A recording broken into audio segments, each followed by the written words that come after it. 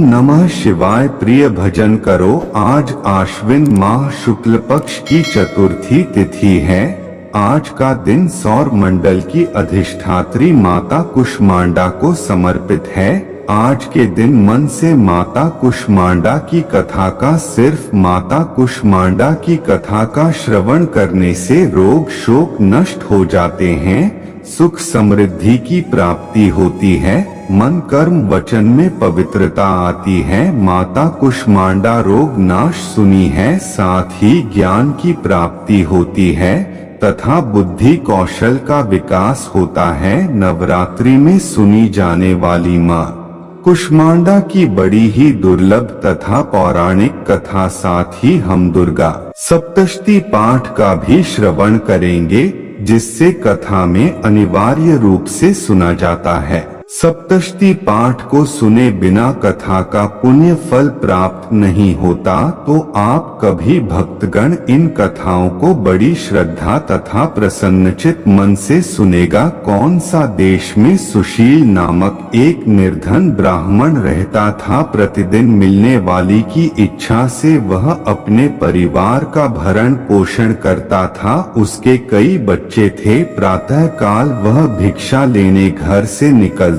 और सायंकाल लौट आता। देवताओं पितरों तथा माँ दुर्गा अतिथियों की पूजा करने के बाद आश्रित जग को खिलाकर वह स्वयं भोजन ग्रहण करता है। इस प्रकार इच्छा को भगवान का प्रसाद समझकर स्वीकार करता। इतना दुखी होने पर भी दूसरों की सहायता की सदैव तत्पर रहता था। यद्यपि उसके मन में अपार चिंता रहती थी, तथापि वर्ष तथा घर में कर लगा रहता है। अपनी इंद्रियों पर उसका पूर्ण नियंत्रण। सदाचारी धर्मात्मा और सत्यवादी उसके हृदय में कभी क्रोध अहंकार ईर्ष्या जैसे विकार बने होते थे। बार उसके घर के निकट तक के विरुद्ध नामक एक तेजस्वी ऋषि आकर ठहरे। वे एक प्रसिद्ध तपस्वी थे। मंत्रों और विद्याओं का ज्ञाता उनके समान आसपास दूसरा कोई नहीं था। शीघ्र ही अनेक व्यक्ति उनके दर्शन को आने लगे। सुशील के हृदय में भी उनसे मिलने की इच्छा जागृत हुई और वह भी उनकी सेवा में उपस्थित हुआ। नहर से सत्यव्रत को प्रणाम कर वह बोला, ऋषिवर आपकी बुद्धि अत्यंत विलक्षण है, अनेक शास्त्रों विद्याओं और मंत्रों के ज्ञाता हैं। मैं एक निर्धन गरीब और असहाय ब्राह्मण, कृपया मुझे बताएं कि वे दरिद्रता किस प्रकार समाप्त हो सकती है। हम हर ने आगे कहा, मुनिवर आपसे यह पूछने का केवल इतना ही अभिप्राय है कि मुझ में कुटुंब का भरण पोषण करने की शक्ति आ जाए। धन अभाव के कारण मैं उन्हें समुचित सुविधाएं और अन्य सुख नहीं दे पा रहा है। दयालु तप दान व्रत मंत्र अथवा जब आप कोई ऐसा उपाय बताने का कष्ट करें जिससे कि मैं अपने परिवार का यथोचित भरण पोषण कर सकूं। मुझे केवल इतने ही धन की अभिलाषा है जिससे कि मेरा परिवार सुखी हो जाए। प्रिय भक्त नहर से सत्यव्रत ने सुशील को भगवती दुर्गा की महिमा बताते हुए नवरात्रि व्रत करने का परामर्श दिया। से सत्यव्रत ने आगे कहा, मैं तुम्हें माता कुष्मांडा की कथा का श्रवण कराया था, अतः तुम उसे भली भांति मन लगाकर और स्वच्छ मन से श्रद्धा भाव से श्रवण करो। इसको श्रवण करने मात्र से व्यक्ति की अनेक दुखों का नाश होता है, उसे सुख समृद्धि की प्राप्ति होती है तथा मन में माता के प्रति भक्ति भाव जागृत होती है। तो ये ब्राह्मण आज तुम माता कुष्मांडा की कथा का श्रवण करो। और माँ भगवती के उनको का यह उस समय की बात है जब महान अंधकार से भरे हुए एक शून्य के समान था, लेकिन फिर दिव्य प्रकाश की एक किरण चारों ओर फैली, अंधेरा उजालों में परिवर्तित होने लगा। उस प्रकार की कोई सीमा नहीं थी। सहसा प्रकाश एक बेटी देवी के रूप में बदल गई। वह कोई और नहीं बल्कि खुद देवी माता कुष्मांडा थी। अपनी मंद हल्की हंसी के साथ अंडे आ रहे भ्रम उत्पन्न करने के कारण इस तिथि को कुष्मांडा नाम से संबोधित किया गया। देवी कुष्मांडा के मुख मुस्कान के कारण ब्रह्मांड का जन्म हुआ। ये ब्राह्मण उन्होंने ही पृथ्वी, सभी ग्रहों, सूर्य कार्य और आकाश गंगाओं को अस्तित्व में लाया। संसार में जीवन बनाए रखने के लिए सूर्य देवता की आवश्यकता थी, तो माता कुष्मांडा ने अपने आप को स्वयं में समाहित कर दिया। पूरे संसार में जीवन का पर्याय है तो देवी उनकी शक्ति है। माता कुष्मांडा है समस्त ऊर्जा का स्रोत है। जब सूर्य भगवान के मूल में रहती हैं, तो देवी का अलौकिक तेज दिनकर को जीवन प्रदान करने की क्षमता देखी है। कुष्मांडा देवी के बिना सूर्य शक्तिहीन है, यह देते की ही शक्ति है। कुष्मांडा शक्तिशाली है, इनसे ही जग रोशन है। यह केवल एकमात्र ऐसी हैं जो सूर्य मंडल के भीतर के लोक में निवास करती हैं। इनकी पूजा करके व्यक्ति अनेक कष्टों और पापों को दूर कर सकता है। ये ब्राह्मण सुशील माता कुष्मांडा की स्तुति करने से आयु, यश, शक्ति, बुद्धि होती है और साथ ही सभी रोगों से मुक्ति मिलती है। सभी तरह के नकारात्मक शक्तियां दूर हो जाती है और सभी तरह की समस्याओं का समाधान होता है। इनकी पूजा करने से सुख, समृद्धि और उन्नति प्राप्त होती है। दुख, विपत्ति और कष्ट से मुक्ति मिलती है। साथ ही ज्ञान की प्राप्ति होती है और बुद्धि कौशल का विकास होता है। आगे नहर से सत्यव्रत ने माता कुष्मांडा के गुणों का बखान करते हुए कहा कि ये ब्राह्मण उनका रूप अलौकिक है। माता कुष्मांडा की 8 भुजाएं हैं, इसीलिए अष्टभुजा कहलाए। इसके साथ हाथों में कमंडल, धनुष, बाण, कमल, उस पर अमृत कलश, चक्र तथा गदा है। 8वें हाथ में सभी सिद्धियों और निधियों को देने वाली जब इससे भी का वाहन सिंह है। ने कुमरे को कुष्मांडा कहते हैं, इसीलिए इस देवी को कुष्मांडा कहा जाता है। इस तेजी का वास सौरमंडल के भीतर लोक में है। सूर्य लोक में रहने की शक्ति, क्षमता केवल इन्हीं में है। इसीलिए इनके शरीर की कांति और प्रभु सूर्य के चमकती है। इनके ही तेजी से 10 दिशाएं अलौकिक है। ब्रह्मांड की सभी वस्तुओं और प्राणियों में इन्हीं का तेज व्याप्त है। प्रिय भक्त करो इस तरह में है से सत्यव्रत ने सुशील को नवरात्रि व्रत करने का परामर्श दिया। सुशील ने तथ्यपर्क को अपना गुरु बनाया। उनसे माया बीज नामक भुवनेश्वरी मंत्र की दीक्षा ली। तत्पश्चात नवरात्रि व्रत रखकर उस मंत्र का थी कर लिया उसने भगवान का और माता कुष्मांडा भक्ति पूर्वक सहारा। 970 प्रत्येक नवरात्रि माया बीज मंत्र का निरंतर जप करता रहा। सुशील की भक्ति से प्रसन्न होकर 9वें वर्ष की नवरात्रि में अष्टमी की साथ ही रात में उसी को उसका अभीष्ट वर प्रदान करते हुए उसे संसार का समस्त वैभव, ऐश्वर्य और मोक्ष प्रदान किया। इस प्रकार भगवती दुर्गा ने प्रसन्न होकर अपने भक्त सुशील के सभी कष्टों को दूर कर दिया और उसे अतुल धन संपदा, मान सम्मान और समृद्धि प्रदान की। प्रेम से बोलिए जय माता कुष्मांडा, जय माता दुर्गा को नमन करे। ओम नमः शिवाय। प्रिय भक्त करो अब आइए सुनते हैं माता दुर्गा की दूसरी कथा। बहुत समय पहले की बात है, इसी गांव में एक को अपनी पत्नी और अपने 9 माह के बच्चे के साथ रहा करता था। कुम्हार माँ दुर्गा का बहुत बड़ा भक्त था। कुम्हार माँ दुर्गा की प्रतिमा बनाकर उसे बाजार में बेचकर अपनी जीविका चलाता था। कुम्हार और उसकी पत्नी करती थी माता दुर्गा की पूजा किया करते थे। कहते हैं माता अपने सच्चे भक्तों की परीक्षा अवश्य लेती हैं। एक बार कुम्हार माँ दुर्गा की प्रतिमा बनाने के लिए मिट्टी को अपने पैरों से रौंद रहा था। वह आंखें बंद करके माँ दुर्गा का ध्यान करते हुए मिट्टी को रौंद रहा था। उखाड़ की पत्नी खाना बनाने में व्यस्त थी। अपने बच्चे को बाहर चारपाई पर सुला गई थी। अचानक बच्चे की नींद खुल गई। वह बच्चा खेलते खेलते वहां आ गया जहां पर उसका पिता कुम्हार माता दुर्गा के ध्यान में मग्न होकर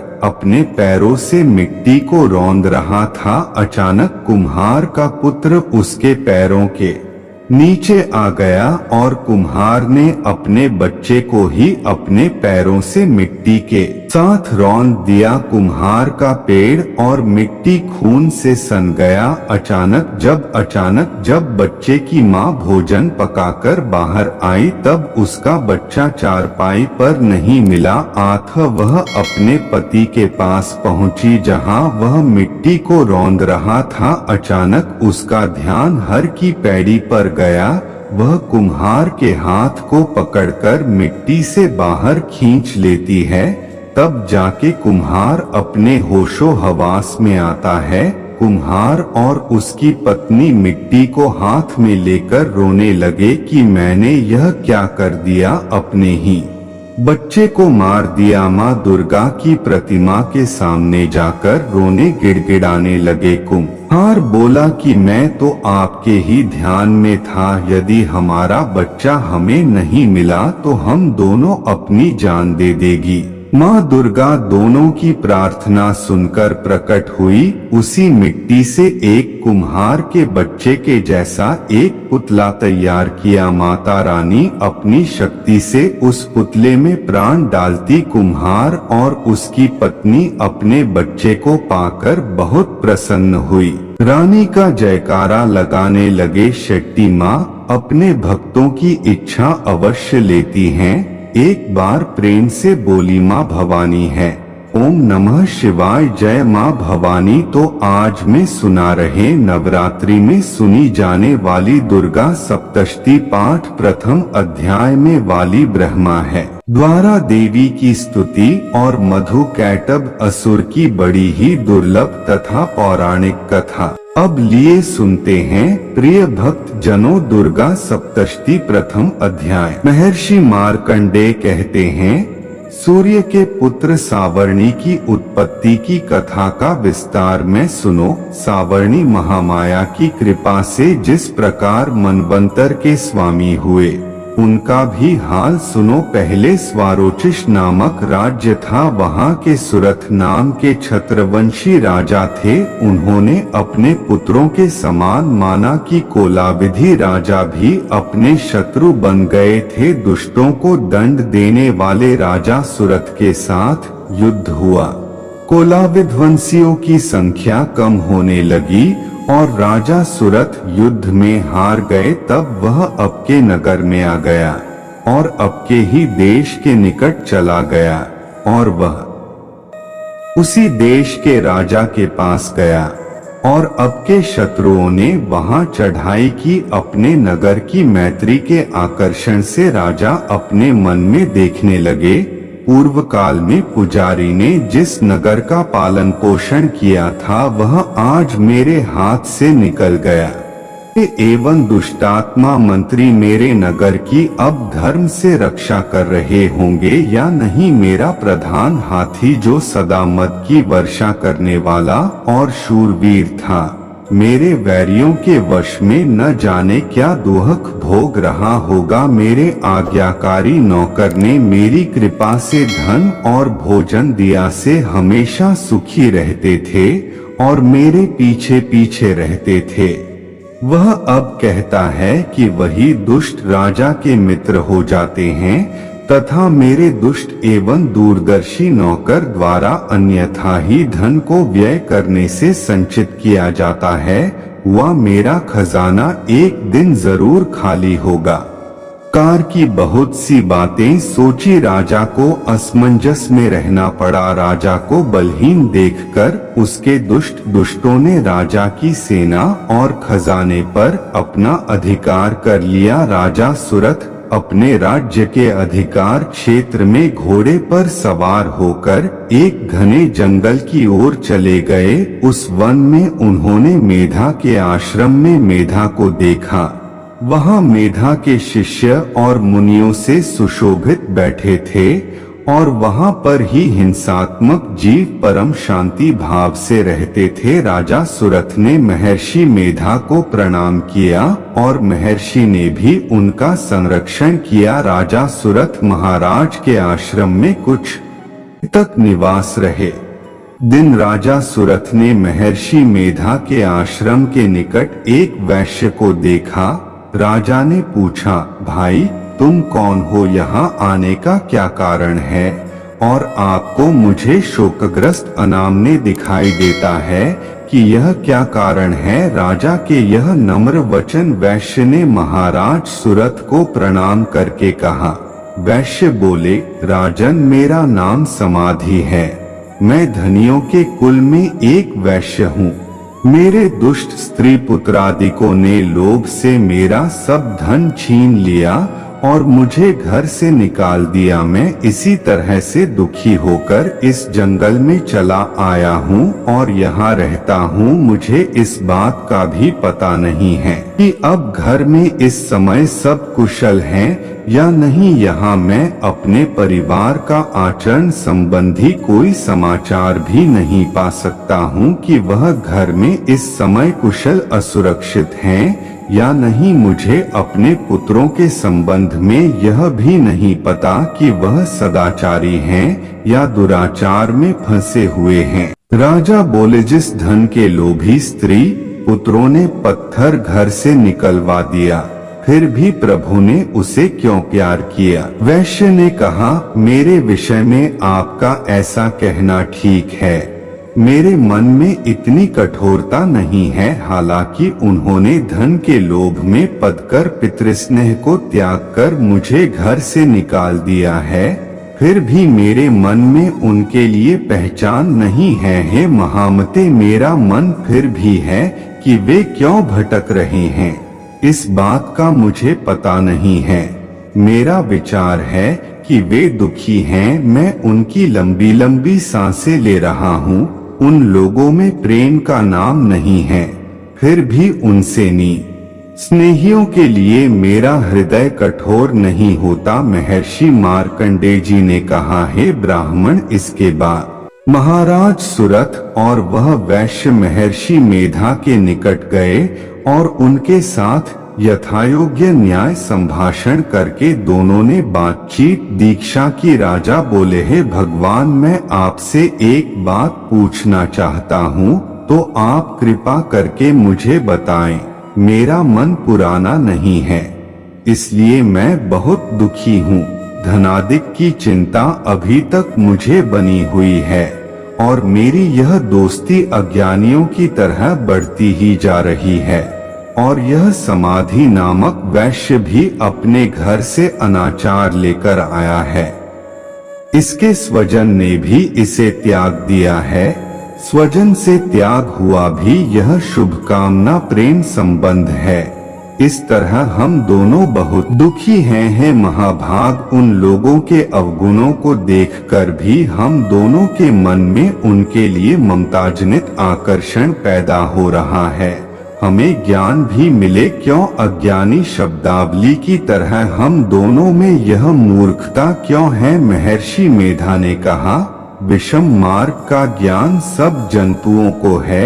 सबों के लिए विषय पृथक पृथक होते हैं। कुछ जीव दिन में नहीं देखते और कुछ रात को, परंतु कई जीव हैं जो दिन और रात दोनों में देख सकते हैं।